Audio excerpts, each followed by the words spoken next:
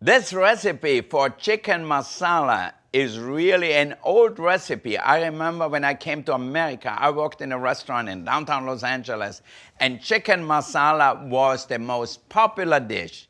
It's so easy to cook. We actually had to cook it in advance and keep it warm in the sauce because people were crazy about it.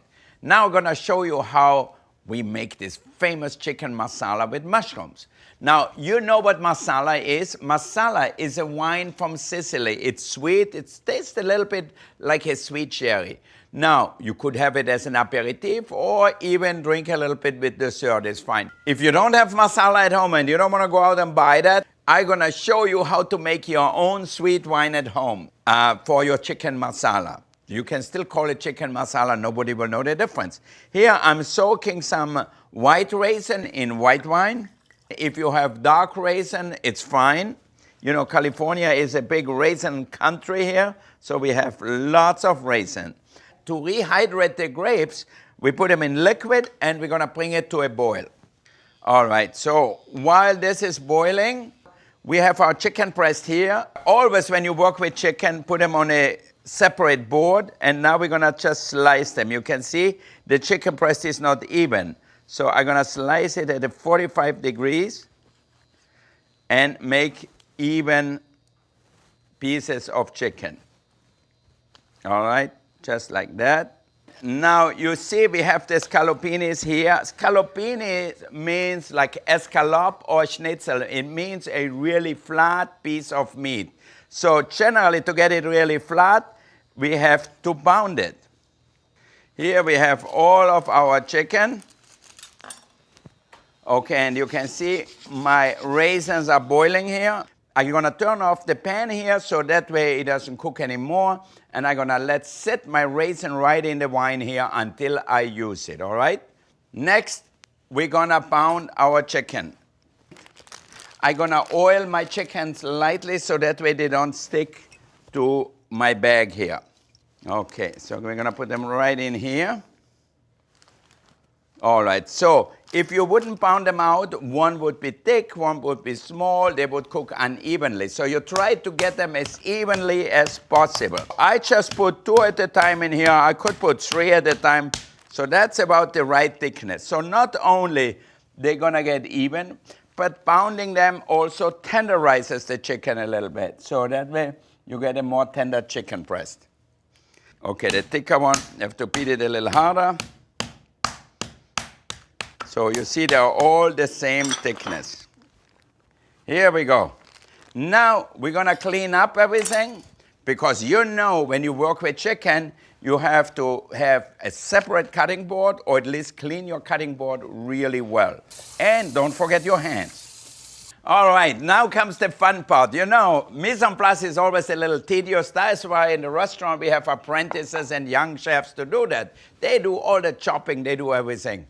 At home, maybe you have somebody too. If not, you just have to make all the mise en place first. Then, when you're ready to cook, you have everything there. That's really the most important thing. So now, we have our button mushrooms.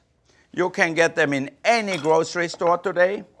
You wash them very shortly in cold water, take them out and dry them off right away. So that way you have nice and clean mushrooms.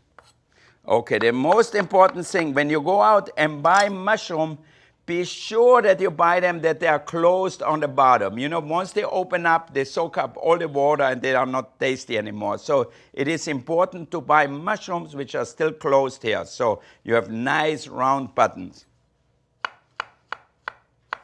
The mushroom should be nice and white, have a good firm touch to it. You don't want when they are soft. It means they are old. Now, here we have our mushrooms. I already have a little chopped shallots, some chopped garlic.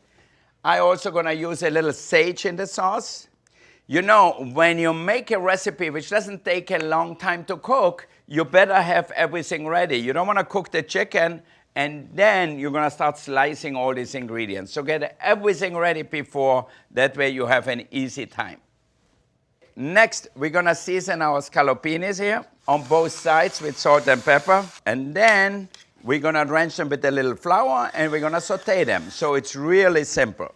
Let's heat up our pan, a little olive oil or a little peanut oil, whatever you like.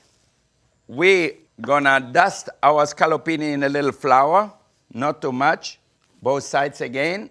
So the flour helps to brown the scaloppini, but also when we make the sauce, it thickens our sauce. All right, you can see my saute pan is heating up here. If the pan is not hot enough, the scaloppinis will start to boil in here and look gray. You want them nicely seared. See now? You get a tiny little smoke already. So now we are ready to put our scaloppinis in our pan. See, you hear the sizzle. Be sure not to crowd your pan too much. The saute pan is still on full heat here, so as hot as your stove gets, put it really hot because you want to brown your chicken scaloppini. You don't have to worry. A little technique you should know. You know, stainless steel cookware, we use it in a restaurant, I use it at home. It's totally non-stick, but you have to heat it up enough. It has to be over 400 degrees. And you don't have to move these things around. Look, it does not stick. They move easily. So what home cooks don't do is heat up the pan enough. Then just let it sit there. Don't get anxious and start moving and moving and moving. It's not necessary. Just keep it simple. All right, let's look underneath a little bit. See it start to brown already. I leave it 1 more minute. Let's look now here. See that? That's about the right color we want. And if you have a good saute pan, they all should look the same. If they don't look the same, it might not be your fault, it might be your pan. So look at that, beautiful brown meat. So how easy is that without doing anything? We're gonna add half a tablespoon of butter. Once my scaloppinis are almost done, I'm gonna remove them on a plate while I'm making the sauce. Because if I cook it too long in here, then it will get overcooked and then the chicken gets dry. All right, now I'm gonna remove my chicken breast here. And there's just a little butter in here. I leave it and I'm gonna add a little more to it here. Then I'm gonna add some shallots. All right. A little bit of garlic, not too much, just maybe a teaspoon. Okay. Just before they turn brown, we're gonna add the mushrooms. So you get the good smell of lightly browned shallots. All right, now I'm gonna add another tablespoon of butter to it. Salt and pepper. And you know, in Italian cooking, we use a lot of sage. So I'm gonna add 1 leaf of sage for flavor right in here. You can use that as a side dish too. You know, we always talk so fast in our kitchen about sautéing. Sautéing means you jump, you know. Sauté hauteur means high jump. Longueur, sauté longer means long jump. So sautéing is because it jumps. See that? Now you can learn that with rice in there, with beans in there, so while it's cold, and then you can do the same thing. So now I'm gonna deglaze the pan again. You know, you have some of the brown things here, which is really delicious, which gonna make a good pan sauce here. So here I have the wine. And if you like to, you can add the raisins too. So you're gonna get really a beautiful, sweet pan sauce here. All right, because it's wine, we're gonna reduce it slightly. Let me taste that. Delicious. You know, I have enough flavor of the sage, I'm gonna take it out. So it's good not to chop the sage, you keep the sage whole, or rosemary sprig whole, because when it has enough flavor, you take it out. And now, let me share with you one of my big secrets. You know, when I cook at home, I don't have chicken stock or veal stock handy most of the time. But I always have some mild barbecue sauce or some hoisin sauce. So now, I'm gonna add a little hoisin sauce to my mushrooms here. Hoisin sauce, you can get it in the Asian section of your supermarket. It's very popular, you can find it in every market now. That's gonna thicken the sauce because it's a bean paste really, so you're gonna add that to the mushrooms. Now, if you don't have hoisin sauce, I'm sure you have some mild barbecue sauce.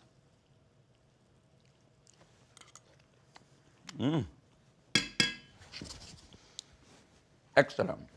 Also, you can keep the sauce just like that, but if you have either and you have a little cream, just add a little bit of manufacturer's or heavy cream here. I think half a cup. So now you have a beautiful sauce here.